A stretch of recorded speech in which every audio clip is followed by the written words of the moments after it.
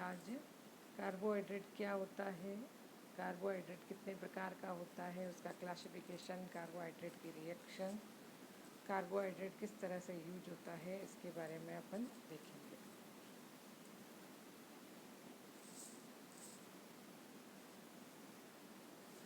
Carbohydrate carbohydrate दो शब्दों कार्बो तथा हाइड्रेट से मिलकर बना है।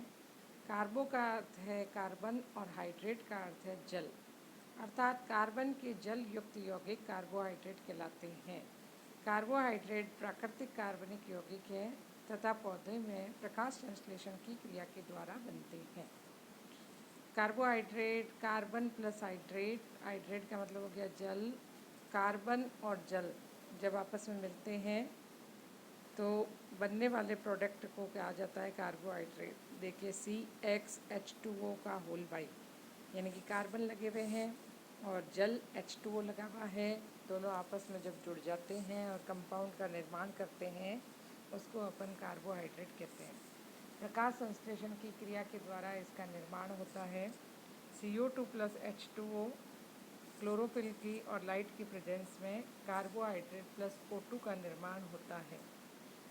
जब भी पौधे प्रकाश संश्लेषण की क्रिया करते हैं तो क्रिया के दौरान बनने वाले कंपाउंड कार्बोहाइड्रेट के रूप में बनते हैं और इसमें स्टोर होते हैं। अधिकांश कार्बोहाइड्रेट का सामान्य सूत्र CxH2O का होल बाई है, यानी ये कार्बन के हाइड्रेट है, जैसे शर्करा, ग्लूकोज, स्टार्च आदि।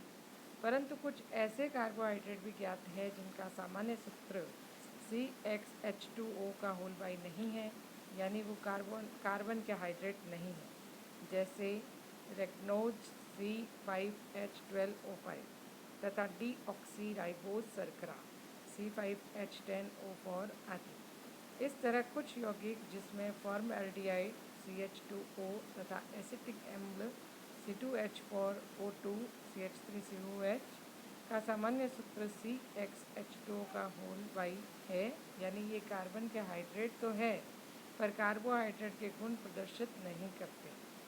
इसका मतलब क्या हुआ कि जितने भी कार्बोहाइड्रेट है उनका सभी का सामान्य सूत्र CxH2O का होल बाई है, यानी कार्बोहाइड्रेट का जनरल फार्मूला ये है। शर्करा, ग्लूकोज, स्टार्च इसके एग्जाम्पल हैं। परंतु कुछ ऐसे भी, जैसे DNA में पाई जाने वाली जो शर्करा होती है डीऑक्सीराइबोज शर्करा और रेग्नोज, ये जो एग्जाम्पल है ये इस सूत्र को फॉलो तो नहीं करते परंतु ये कार्बोहाइड्रेट है। इसके अलावा यदि अपन फॉर्मल्डिहाइड का सूत्र देखें, सामान्य सूत्र, तो CH2O है और CH2O है, यानी कि ये कार्बोहाइड्रेट के सामान्य सूत्र को फॉलो कर रहा है परंतु ये कार्बोहाइड्रेट नहीं है। इसी तरह से एसिटिक एसिड CH3COH C2H4O2 ये भी इसे फॉलो करता है परंतु ये कार्बोहाइड्रेट के गुण प्रदर्शित नहीं करता। डेफिनेशन: प्रकाशिक सक्रिय यौगिक जो या तो स्वयं पॉलीहाइड्रोक्सी कार्बोनिल यौगिक एल्डिहाइड कीटोन हो अथवा जल अपघटित होकर पॉलीहाइड्रोक्सी कार्बोनिल यौगिक देते हैं, कार्बोहाइड्रेट कहलाते हैं। प्रकाशिक सक्रिय यौगिक ऑप्टिकली एक्टिव वे यौगिक जिसमें किरेल कार्बन उपस्थित हो।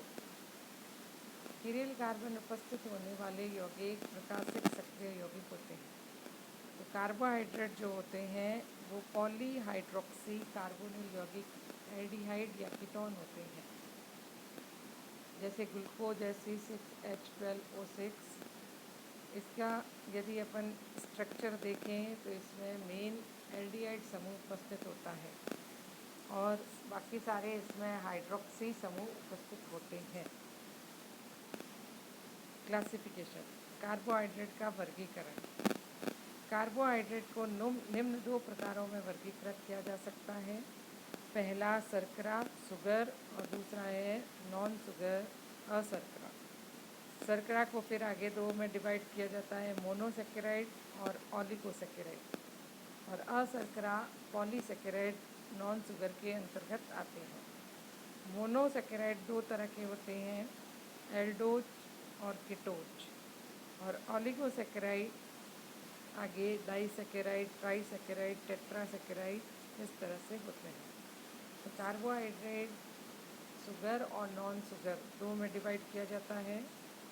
शुगर वे जो कि जल में घुलनशील होते हैं, स्वाद में मीठे होते हैं, और नॉन शुगर जो स्वाद में मीठे हैं और जल में भी अघुलनशील हो, जैसे स्टार्च, सेलुलोज आदि। और जो शुगर होती है वो मोनोसेकेराइड, डाइसेकेराइड, ओलिगोसेकेराइड, इस तरह से, यानी ग्लूकोज और फ्रक्टोज। ग्लूकोज पॉलीहाइड्रोक्सी एल्डोज यानी एल्डिहाइड समूह होता है, और फ्रक्टोज के अंदर कीटोनिक समूह होता है, और इसे आगे जल अपघटित नहीं कर सकते, तो ये हुए मोनोसेकेराइड। ओलिगोसेकेराइड वे होते हैं जिनका आगे जल अपघटन होकर ये मोनोसेकेराइड में टूट जाता है, जैसे डाइसेकेराइड। डाइसेकेराइड का मतलब जो दो मोनोसेकेराइड यूनिट से मिलकर बना हुआ हो। ट्राइसेकेराइड 3 मोनोसेकेराइड यूनिट से, टेट्रासेकेराइड 4 मोनोसेकेराइड यूनिट से। जब इनका जल अपघटन होता है तो ये मोनोसेकेराइड में टूट जाते हैं। मोनोसेकेराइड मेन एल्डिहाइड और कीटोनिक समूह के आधार पर दो प्रकार के होते हैं। एल्डोज जिसमें एल्डिहाइड समूह होता है, और कीटोज जिसमें कीटोनिक समूह उपस्थित होता है।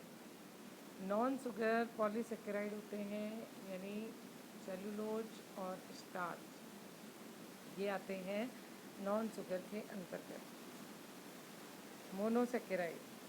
मोनोसेकेराइड में एग्जाम्पल है ग्लूकोज, फ्रक्टोज, लैक्टोज।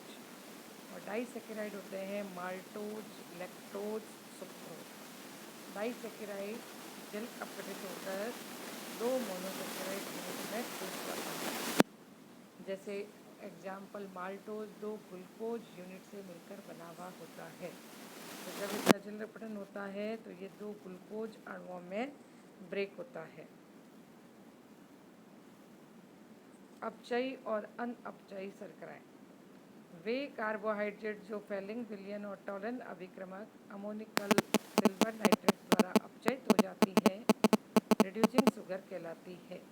ग्लूकोज और फ्रक्टोज यानी फेलिंग सॉल्यूशन एल्डिहाइड और कीटोनिक समूह यदि उपस्थित है, कार्बोनिल समूह है, तो ये कार्बोनिल समूह की एल्डिहाइड समूह की स्पेशल अभिक्रिया, टॉलन अभिक्रमक से अभिक्रिया, फेलिंग सॉल्यूशन से अभिक्रिया, वे कार्बोहाइड्रेट जो इन दोनों से अभिक्रिया करते हैं या इनके द्वारा अपचयित हो जाते हैं, उन्हें रिड्यूसिंग शुगर कहते हैं। और जो अपचयित नहीं होते उन्हें नॉन रिड्यूसिंग शुगर कहा जाता है। रिड्यूसिंग शुगर के एग्जाम्पल है ग्लूकोज और फ्रक्टोज। वे कार्बोहाइड्रेट जो फेलिंग सॉल्यूशन और टॉलन अभिक्रमक द्वारा अपचयित नहीं होते, उन्हें नॉन रिड्यूसिंग शुगर कहते हैं। उदाहरण सुक्रोज। कार्बोहाइड्रेट जिनका जल अपघटन नहीं होता, यानी सामान्य कार्बोहाइड्रेट जो जल अपघटित होकर इससे अधिक सामान्य यौगिक नहीं दे सकते, मोनोसेकेराइड कहलाते हैं। ग्लूकोज और फ्रक्टोज।